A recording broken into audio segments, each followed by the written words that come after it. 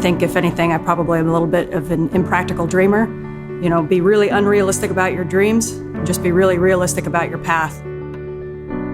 When I was a little girl growing up in Spokane, Washington, becoming an astronaut, like, nobody did that. There was nobody that I could look to and say, that person walked the path that I'm about to go walk. The first step I took out of Spokane was to go to West Point.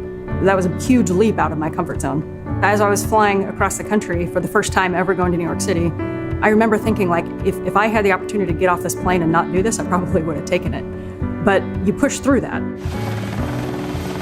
I remember sitting on the airplane and flying down to NASA for an astronaut interview, and I had the exact same feeling as when I was flying to West Point as an 18-year-old kid, and it was like, maybe this is where I've reached too far, maybe this is where I've pushed too far, this is where it all ends. What little girls from Spokane, Washington grew up to be an astronaut? I'm just not even gonna try. And so when I say I'm an impractical dreamer, I mean, I never listened to that part of me that says, hey, you're probably not gonna succeed at this. I always listened to the part that said, well, somebody's going to, maybe it's gonna be you. We have liftoff of McClain blasting through the Kazakh sky to the International Space Station. You know, I've always been so focused on my goals, and I've always just sprinted toward those goals. And when I look back at all the achievements aren't actually what I remember, it's the people that I did them with.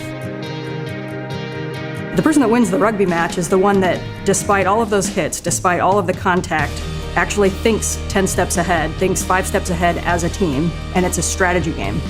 Now, working here as an astronaut, one of the toughest things that we do are spacewalks. You have got to stay so mentally tuned in. You have to know that you can push your body further than you think you can.